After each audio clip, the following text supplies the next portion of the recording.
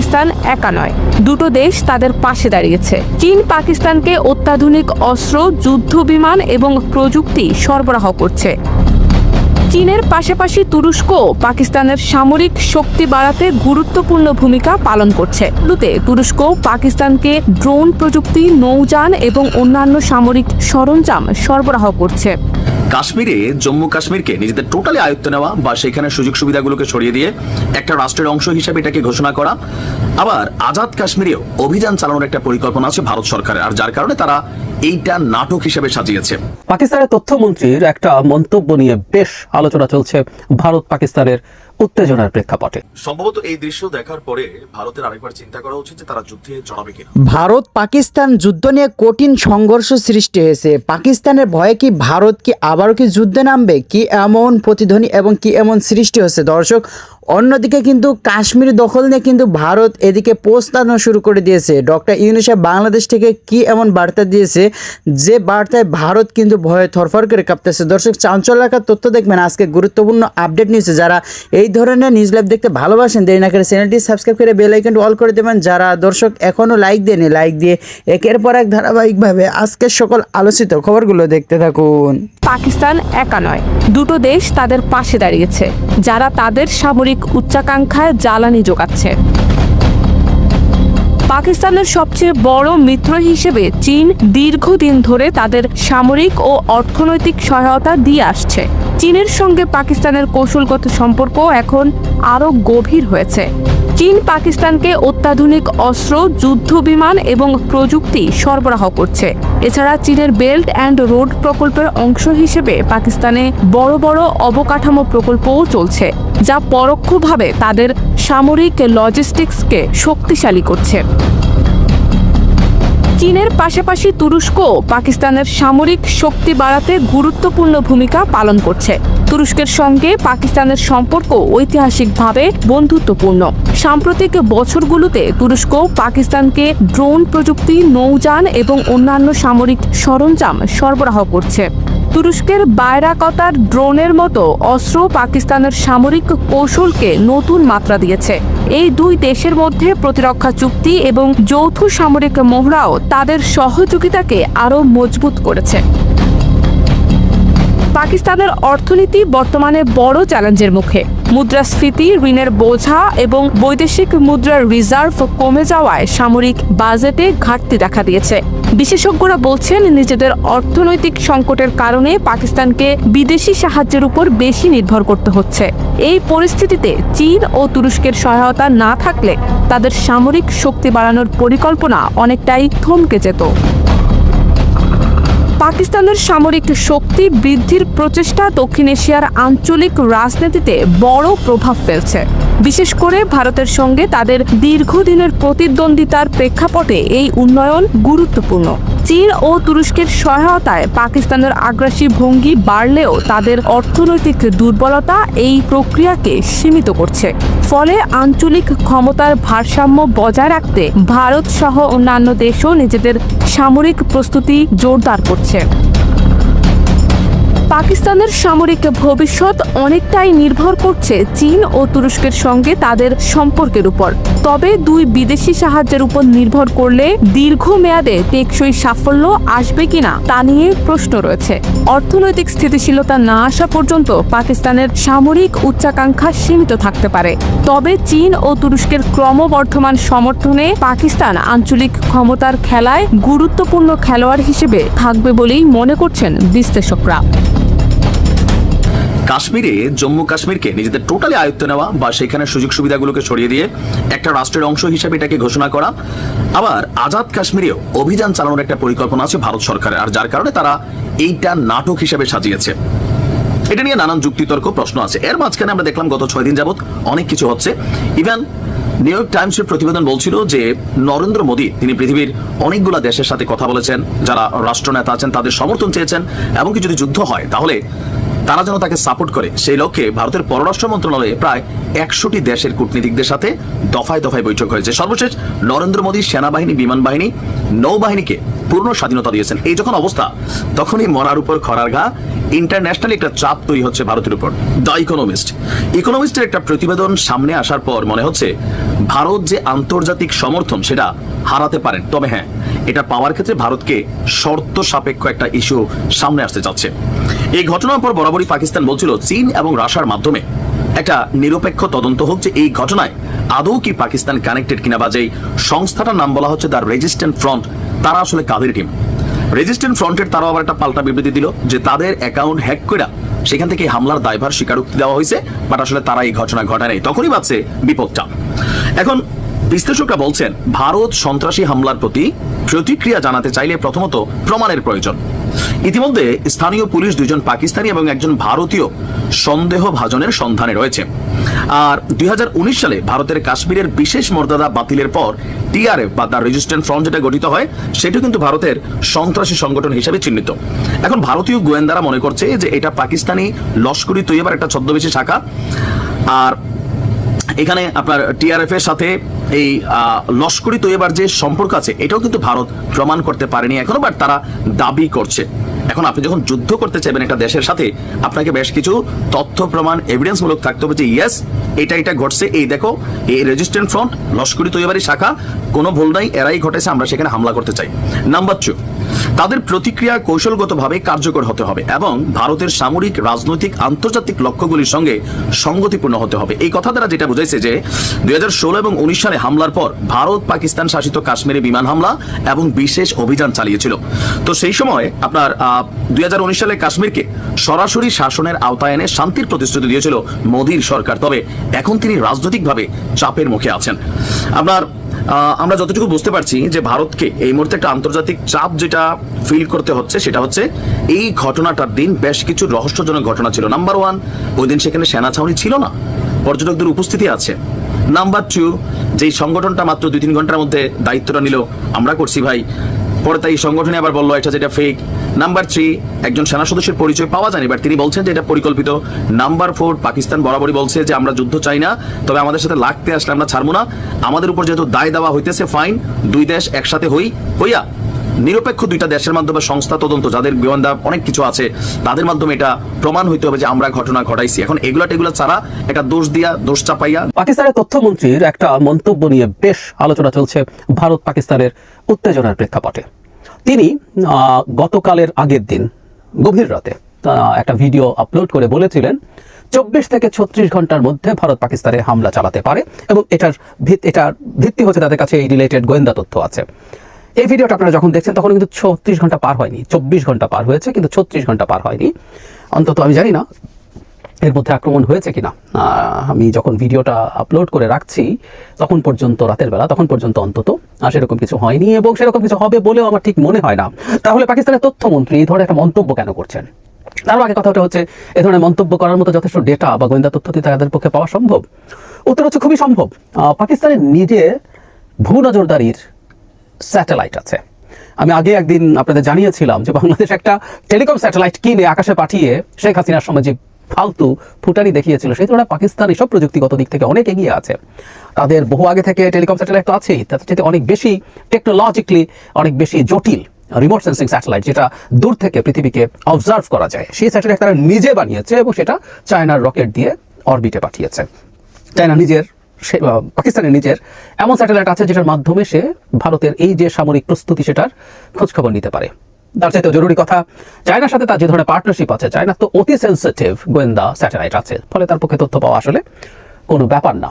সুতরাং তারা ভারতের যে আক্রমণ যদি তারা করে, সেটা ছোটোখাটো air strike, so called surgical strike, বা অন্য কোনো ধরনের স্থলেও যদি কিছু ভারী হামলা করার সম্ভাবনা থাকে, তো সেগুলোর মুভমেন্ট এগুলো খুব ইজিলি এখন দেখা যায়। আমরা নিশ্চয়ই জানি যে প্রতিটা দিন সেই ঘটনা, কাশ্মীরে যে পেহেলগাঁওয়ে যে ঘটনা ঘটলো, তারপর থেকে প্রতিটা দিন বর্ডারে স্মল আর্মস মানে অ্যাসল্ট রাইফেলের গুলিপাল্টাগুলি চলছে। সুতরাং ওটা আছে, এটা খুব অভাবনীয় ব্যাপার না। মাঝে মাঝে এই সীমান্তে এই ঘটনাগুলো ঘটে 2 বাহিনীর মধ্যে, কিন্তু ভারী কিছু এবং আক্রমণ হবে এই ধরনের একটা কথা বেশ কনফিডেন্টলি, আপনারা যদি তথ্যমন্ত্রীর বক্তব্যটা শোনেন দেখবেন তার বডি ল্যাঙ্গুয়েজে, তার ভয়েসের ইনফ্লেকশনে খুবই কনফিডেন্ট একটা ভাব আছে যে তিনি অনেকটাই নিশ্চিত তিনি করতে পারে বলছেন, কিন্তু তার টোনের মধ্যে এটা আছে।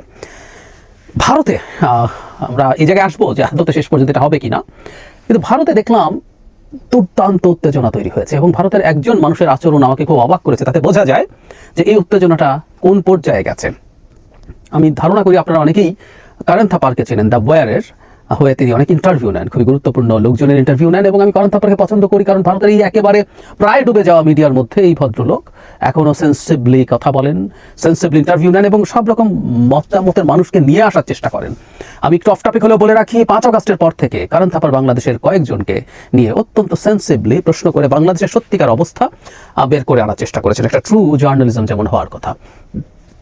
আমি অবাক হলাম কারণ থাপার ভারত পাকিস্তান ইস্যুতে দুজন পাকিস্তানের ইন্টারভিউ নেওয়ার ক্ষেত্রে। একজন হচ্ছে নাজাম শেঠি, তিনি পাকিস্তানের বিখ্যাত সম্পাদক এবং তিনি পাঞ্জাবের কেয়ারটেকারের প্রধানও ছিলেন, এবং আরেকজন হচ্ছে national security adviser, I got his name, Imran খানের সময় ছিলেন পাকিস্তানের ন্যাশনাল সিকিউরিটি অ্যাডভাইজার, তিনি এখন একটা ইউনিভার্সিটির হেড মানে ভিসি হিসেবে আছেন সম্ভবত।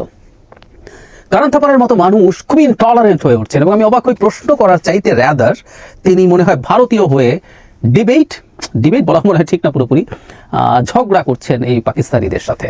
তাতে আমি একটা জিনিস বুঝি যে ভারতে এই হামলাটা নিয়ে কি ধরনের পরিস্থিতি তৈরি হয়েছে। বিশেষ করে কারণ থাপারের মতো মানুষ, তিনি একজন প্রফেশনাল সাংবাদিক হলো, দিনের শেষে ভারতীয়, এবং এই উত্তেজনা তাকেও স্পর্শ করেছে। যাই হোক, যেটা বলছিলাম এই ইন্টারভিউগুলোর কথা একটা বিশেষ কারণে আনছি, কারণ পাকিস্তানের এক্স সিকিউরিটি অ্যাডভাইজার এখানে খুব ইন্টারেস্টিং একটা কথা বলেছেন, সেটা বলার জন্য সেটা একটু পরে বলছি। তার আগে মোদি কি করলেন সেটা একটু শুনে, সেটার সাথে এটা রিলেটেড। আমরা খেয়াল করেছি মোদি সিরিজ অফ বৈঠকস করছেন, তিনি রাজনীতিবিদদের সাথে করছেন, তিনি সরকারের লোকজনের সাথে করছেন, বাহিনীদের সাথে করছেন, বাহিনী প্রধানদের সাথে করছেন, নিরাপত্তা উপদেষ্টাদের সাথে করছেন, তার সরকারের মন্ত্রীদের সাথে করছেন। এবং একটা পর্যায়ে আমাদের সামনে একটা নিউজ আসে যে জনাব মোদি পাকিস্তানে স্ট্রাইক বা হামলা করার সক্ষমতা বা দায়িত্ব, সবকিছু সিদ্ধান্ত নেওয়ার সবকিছু দায়িত্ব সেনাবাহিনীকে দিয়ে দিয়েছেন। মানে সেনাবাহিনী তার সুবিধা মতো ডিসাইড করতে পারবে কখন, কিভাবে, কতটুকু হামলা তারা পাকিস্তানে করবে, এই ব্যাপারে যেহেতু তাদেরকে দায়িত্ব দিয়ে দেওয়া হয়েছে। এটা দেখে কারো বা অনেকেরই মনে হচ্ছিল এটা একটা হামলার একদম প্রিলোড, হামলা করতে তারা প্রস্তুত হয়ে গেছেন, এরকম একটা আলাপ কেউ করছিলেন। কিন্তু যে বললাম পাকিস্তানের ইমরান খানের সিকিউরিটি অ্যাডভাইজার কারণ থাপারের সাথে ইন্টারভিউতে রাদার ইন্টারেস্টিংলি বলছেন এটা আসলে ভারত হামলা থেকে পিছিয়ে আসছে তার একটা প্রমাণ। কারণ তার ভাষ্যমতে, আমার কাছে খুবই লজিক্যাল মনে হয়েছে, তার ভাষ্যমতে মোদি যখন সিদ্ধান্তটা নিজের কাছে রাখবেন তখন যেটা দাঁড়াবে, উনি যদি সিদ্ধান্তটা না নেন সেটা তার ব্র্যান্ডিংয়ের জন্য খুবই ক্ষতিকর হয়ে দাঁড়ায়। কিন্তু তিনি সিদ্ধান্তটা যখন মিলিটারিকে দিয়ে দেন, মিলিটারি যদি সেই সিদ্ধান্ত না নেয় সেটাতে তার সমালোচনা হতে পারে, কিন্তু মিলিটারি চিফ তার ভোট করতে যাচ্ছেন না, মিলিটারির অন্য জেনারেলরা বা অন্যান্য বাহিনীগুলো জেনারেলরা তো গিয়ে নির্বাচন করতে যাচ্ছে না, ভোটে যাচ্ছে না, সুতরাং তাদের প্রবলেম হওয়ার সম্ভাবনা নেই।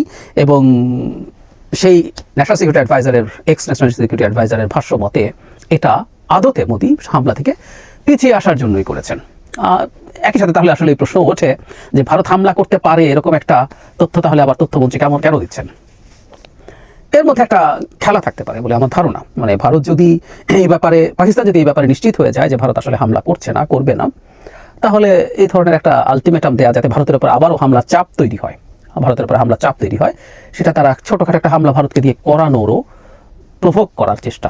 সেই কারণে, কারণ আপনি যখন জানেন কেউ এটা করবে না তখন এই ধরনের চাপ দেওয়া তো আসলে খুব রিস্কি বিজনেস না, সেটা একটা হতে পারে।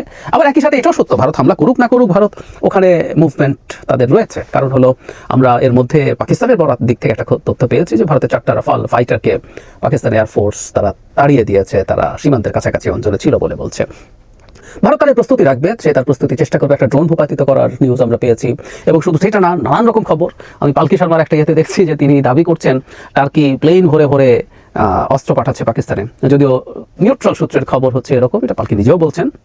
সেটা হলো একটা C-130, মানে টার্কি বলছে যেটা তাদের একটা C-130 পরিবহন বিমান, সেটা রিফুয়েলিং এর জন্য এসেছিল, অথচ ভারতে তার প্রোগ্রামে বলছেন 4টা-5টা নাকি এসছে এবং অস্ত্র ভরে নিয়ে চলে এসছে, এবং টার্কির বিরুদ্ধে প্রচণ্ড তুর্কিয়ে, আমাকে কেউ একজন আগে একদিন টার্কি বলার পর ধরিয়ে দিয়েছিলেন, এটা সত্য, এই দেশটার নাম এখন তুর্কিয়ে হয়ে গেছে।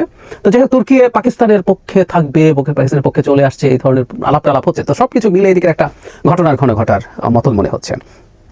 প্রশ্ন হচ্ছে এই 36 ঘন্টার যে টাইমের কথা বলা হচ্ছে, বা তারপরও আরও সময় যদি যায়, ভারত কি পাকিস্তানে আক্রমণ করবে? সেই প্রথম দিন যে আলোচনাটা করেছিলাম আজকে এই ডেভেলপমেন্টের পর কি আমরা সেটা বলতে পারি? আমি এখনও মনে করি ভারত পাকিস্তানে সো কল্ড সার্জিক্যাল স্ট্রাইক ধরনের আক্রমণ ওইটুকু করার সম্ভাবনা বেশ কম। এখানে একটা যুদ্ধ যদি পরিস্থিতি তৈরি হয়, এখানে who knows চায়না এখানে কতটুকু ইনভলভ হতে হবে। বিশেষ করে পাকিস্তানের মিলিটারি হার্ডওয়্যারের মূল সাপ্লায়ার চায়না, সুতরাং চায়নাকে এই সব সাপ্লাই করে যেতে হবে। এবং চায়না যদি যুদ্ধের মধ্যে সব সাপ্লাই করে, আমেরিকা ইন্ডিয়াকে সাপোর্ট করবে কিনা এই প্রশ্ন আসবে, বা চায়না ইনভলভ হওয়া দেখে আমেরিকা ইন্ডিয়াকে সমর্থন করার একটা প্রবণতা তৈরি হতে পারে। ইন্ডিয়া তার সাথে একটা অলরেডি মিলিটারি অ্যালায়েন্সে আছে, কোয়াডে, এর বাইরেও তাদের প্রচুর স্ট্র্যাটেজিক ইন্টারেস্ট আছে। এবং বিশেষ করে আমেরিকা ইন্ডিয়ার কাছে অস্ত্র বিক্রি করতে চায়, প্রকাশ্যেই বলেছে, এবং ইন্ডিয়া একটা এমার্জিং অস্ত্রের বায়ার। সুতরাং এটি যেহেতু তার নিজের ডোমেস্টিক অস্ত্র প্রোডাকশনের অবস্থা ভালো কিছু না, তারা নিজেরা কিছু কিছু ক্ষেত্রে ট্রাই করেছে এবং এগুলো খুব বেশি সাকসেসফুল হয়ে ওঠেনি। ফলে আমেরিকা অস্ত্র বিক্রি করতে চাইবে, তো একটা যুদ্ধ বেঁধে গেলে এটা আমেরিকার জন্য ভালো, এবং আমেরিকা এখানে ভারতকে অস্ত্র নিয়ে এসে সাহায্য করার, বিক্রি করে সাহায্য করার সমূহ সম্ভাবনা আছে। সো এটা বেশ এসকালেটেড হতে পারে, এটা দুই দেশই নিশ্চয়ই জানে, এবং সেটা যদি জেনে থাকে তাহলে তাদের পক্ষে, তাদের দিক থেকে এই যুদ্ধে জড়ানোর কথা না। আমি প্রথম দিনও তাই বলেছি, এবং যদি করেও সেই বালাকোট হামলার সময় যেটা হয়েছিল, আমি মনে করি, আমি বিশ্বাস করি, that was my interpretation on that video, আপনারা যারা দেখেছেন, সেটা হলো ভারত চাইলে পাকিস্তানের সত্যিকার অর্থে গুরুত্বপূর্ণ কোনো স্ট্র্যাটেজিক টার্গেটে অ্যাটাক করতে পারতো, বেটার ফাইটার নিয়ে যেতে পারতো, কিন্তু না, ভারত আসলে মোটামুটি জনবিরল জায়গায় গাছ টাছের ওখানে গিয়ে বমিং করে এসছে। MiG-21 নিয়ে গেছে, যদিও তারা MiG-29 SU-30 তখনও ফুললি অপারেশনাল ছিল। ওই রকমই কিছু একটা হলেও হতে পারে। কিন্তু ওই যে সমস্যা যেটা দাঁড়িয়েছে আসলে বিজেপির রাজনীতি, বিজেপি একটা ফ্যাসিস্ট দল আমি মনে করি।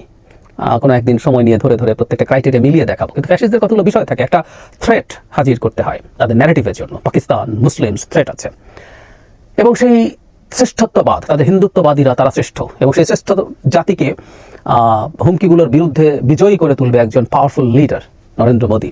তো নরেন্দ্র মোদীর এই ব্র্যান্ডিং তারা দীর্ঘদিন ধরে তৈরি করেছে। এখন পাকিস্তানকে ব্লেম করে একটা কথা মনে রাখতে হবে, পাকিস্তানের মানে যে 3 জন মানুষের কথা বলা হচ্ছে হামলা করেছে, তাদের মধ্যে 2 জন পাকিস্তানি এবং পাকিস্তান থেকে এসে কাজটা করেছে বলছে। তো পাকিস্তানকে যখন এইভাবে ব্লেম করা হয়, তখন তো আসলে এক ধরনের সামরিক ব্যবস্থা নেওয়ার জরুরত তৈরি হয়। কিন্তু না নিলে আবার প্রবলেম, আবার পাকিস্তানকে ব্লেম করতে পারলে তার যে পলিটিক্যাল লেভারেজ পাওয়া যায় সেটা তো সে নিতে চাইলো। তো ওই একটা চাপের জায়গা আছে, এটা অলরেডি যেহেতু বলে ফেলেছে। কোনো তদন্ত না, পাকিস্তান রিপিটেডলি বলেছে তোমার কাছে যদি নিউট্রাল সোর্সের জিনিস থাকে তুমি দাও, আমরা দেখি, নিউট্রাল ইনভেস্টিগেটরদেরকে দাও। আমি দেখেছি পাকিস্তান এই কথাটা রিপিটেডলি বলেছে, জাতিসংঘ হোক, বড় কোনো নিউট্রাল ইনভেস্টিগেটরের কাছে তোমার দেওয়া তথ্য দাও, ভেরিফাই করুক, তারপর কথা হোক, তারপর যদি সমস্যা হয় দেন টেক স্টেপস। ভারত এটা করছে না, কারণ এই সন্দেহ তো আসলে গোড়াতেই আছে, এটা একটা ফলস ফ্ল্যাগ অপারেশন, ভারত এটা নিজেই তার স্বার্থে করেছে। বটম লাইন, আমি মনে করি না মানে স্মল স্কেলেও যুদ্ধ টাইপের কিছু হবে। 2-1বার গিয়ে ভারত পাকিস্তানে বোমা ফেলতে পারে, পাকিস্তান ভারতে এসে বোমা ফেলতে পারে, খুব অল্প, 2 পক্ষেরই লাভ। পাকিস্তানের মিলিটারি আবারও তাদের কিছু সমালোচনা হচ্ছিল রিসেন্ট টাইমসে, তারা তাদের সেই প্রেস্টিজ রিগেইন করতে পারবে। আর ভারতের জন্য তো বিরাট লাভ, কিছু মুসলিম এসে হিন্দুদেরকে হত্যা করছে তার ধর্ম জিজ্ঞেস করে করে। হিন্দুত্ববাদী রাজনীতির জন্য তো অসাধারণ ব্যাপার, সামনে অনেকগুলো বিধানসভা নির্বাচন আছে, দুর্দান্তভাবে ভারত সেটা ব্যবহার করতে পারে। সম্ভবত এই দৃশ্য দেখার পরে ভারতের আরেকবার চিন্তা করা উচিত যে তারা যুদ্ধে জড়াবে কিনা। সামরিক শক্তিতে ভারত অনেক দূর এগিয়ে থাকলেও আমরা গত 7 দিনে যে রিয়াকশন এবং পাল্টা রিয়াকশন গুলো দেখেছি, সেখানে আমার কাছে মনে হয়েছে বরাবরই পাকিস্তান ভারত থেকে অনেক দূর এগিয়ে, সাহসের দিক থেকে, বিশেষ করে সাহসের দিক থেকে। দর্শক, ভারতের সাথে পাকিস্তানের যুদ্ধ 24 থেকে 72 ঘন্টার মধ্যে হবে বলা সেই কথাগুলোর পর অলরেডি আমার ধারণা যে 50 বা 55 ঘন্টা কেটে গেছে, আর বাকি আছে 15 থেকে 17 ঘন্টা। তো আদৌ এই যুদ্ধ হবে কিনা, বা যুদ্ধ যদি হতেও চায়, এই ট্রেইলার থেকে ভারতকে একটা মেসেজ ক্রিয়েট করা হয়েছে যে পাকিস্তান যুদ্ধ করার জন্য কতটা অতি উৎসাহী অবস্থায় আছে। ভারতের সঙ্গে সীমান্তবর্তী লাইন অফ কন্ট্রোল বা LOC, আজকে সেখানে পূর্ণ মাত্রার একটা সামরিক মহড়া বলতে যা বোঝায়, যে ভারত পাকিস্তান যুদ্ধ হলে পাকিস্তানের প্রস্তুতি কি বা তারা কি কি করবে, এটার একটা ট্রেইলার কিন্তু তারা দেখিয়েছে। প্রথমবারের মতন পূর্ণমাত্রার একটা সামরিক মহড়া চালিয়েছে ঠিক সীমান্তে আপনার পাকিস্তানি সেনারা। ট্যাঙ্ক, কামান, গোলা, তাজা গুলি নিয়ে তারা মহড়া চালিয়েছে। পাকিস্তান সেনাবাহিনীর বক্তব্য হচ্ছে এই মহড়াটা ভারতের যে কোনো ধরনের আগ্রাসনের কঠোর জবাব দেওয়ার জন্য সাজানো হয়েছে। এতে আজকের এই মহড়াতে তারা বিভিন্ন ইউনিটের কর্মকর্তা থেকে শুরু করে সাধারণ সেনাদের অংশগ্রহণ করিয়েছেন। গণমাধ্যম এক্সপ্রেস ট্রিবিউন বলছে আপনার ভারতীয় সেনারা বিনা উস্কানিতে LOCর কিয়ানি এবং মন্ডল সেক্টর দিয়ে ছোট অস্ত্র দিয়ে গুলি ছড়েছিল। পরবর্তীতে পাক সেনারা এর জবাবে ভারতীয় সেনাদের কয়েকটি চেকপোস্ট ধ্বংস করে দেয়। আর গোলাগুলি এবং চেকপোস্ট ধ্বংসের পরই সীমান্তে আপনার সেনাপ্রধানের নির্দেশে এই সামরিক মহড়ার আয়োজন করা হয়। আর এই ঘটনার পরপরই আমরা দেখলাম যে এখানে যে সকল মেশিনারি জানা হয়েছে, বিভিন্ন ধরনের কামান, শক্তিশালী কামান, এই কামানগুলো থেকে বেসিক্যালি গোলা নিক্ষেপ করা হয়। প্রায় 100 খানেক কামান আর এই কামানগুলোর যে মডেল বা ভার্সন, পাকিস্তানি সেনাবাহিনীর বক্তব্য, এগুলো সবগুলাই অত্যাধুনিক প্রযুক্তির। আর এগুলো থেকেও আরো উন্নত মানের মেশিনারিজ তাদের কাছে আছে। জাস্ট তারা একটা ছোট আকারে, তাদের বক্তব্য ছোট আকারে, কিন্তু আমরা দেখেছি যে বড় আকারের মহড়া, এটাই নাকি ছোট আকারের একটা সংস্করণ। এখন এই ঘটনার পর ভারত এর একটা প্রতিক্রিয়া দেখিয়েছে, যে ভারতের বক্তব্য হচ্ছে সীমান্তের কাছে আবারও উস্কানিমূলক অ্যাক্টিভিটিজের আয়োজন করেছে পাকিস্তান সেনাবাহিনী, যা মানে অস্থিতিশীল একটা পরিস্থিতি তৈরি সহ সীমান্তে উত্তেজনা ছড়িয়ে দেবে। তো ভারত তো আক্রমণই করবে, তারাও তাদের সীমান্তে, জম্মু কাশ্মীর সীমান্তে সেনাবাহিনীর সংখ্যা বৃদ্ধি করেছে, পাকিস্তানও করেছে। তো ভারত ট্রেইলার দেখায় নাই বা তারা সামরিক কোনো মহড়া আয়োজন করে নাই। তারা যেটা করছে, আপনার সমুদ্রের মধ্যে তারা দেখিয়েছে তাদের আকাশ প্রতিরক্ষা সিস্টেম কতটা শক্তিশালী। সেটার বিপরীতে পাকিস্তান কিন্তু দেখিয়েছিল যে যুদ্ধ বিমান কিভাবে তারা চীনের কাছ থেকে পাওয়া যে অত্যাধুনিক প্রযুক্তির মিসাইল আছে সেগুলো দিয়ে কিভাবে আসলে ধ্বংস করতে পারে। তো সবকিছু মিলিয়ে বিশ্লেষকরা বলছেন যে পাকিস্তান বেসিক্যালি ভারতকে একটা মেসেজ দেওয়ার চেষ্টা করছে যে আমাদেরকে হালকা নিও না, সামরিক শক্তিতে তোমরা অনেক দূর এগিয়ে আছো, কিন্তু যুদ্ধ লাগলে পাকিস্তানের জনগণ মানে পেছনে নামবে না। এখন এটাকে ভারত কিভাবে নেয় বা পাল্টা মহড়া কালকে কবে দেয়, নাকি পরশু দেয়, নাকি যুদ্ধই শুরু করে দেয়, সময় বলে দিবে। দেশবাসী, আপনারা যে যেখান থেকে ভিডিওটি শুরু থেকে শেষ পর্যন্ত দেখেছেন আপনাদেরকে অসংখ্য ধন্যবাদ জানাই। আর যারা এই ধরনের নিউজ লাইভ দেখতে ভালোবাসেন তারা অবশ্যই ইউটিউব চ্যানেলটি সাবস্ক্রাইব করে রাখবেন আর এই ভিডিওটি শেয়ার করে অপর ভাইকে দেখার সুযোগ করে দেবেন। তাহলে সবাই ভালো থাকবেন, সুস্থ থাকবেন। দেখা হবে পরবর্তী কোনো দেশের আপডেট খবর অথবা নিউজ নিয়ে। আসসালামু আলাইকুম।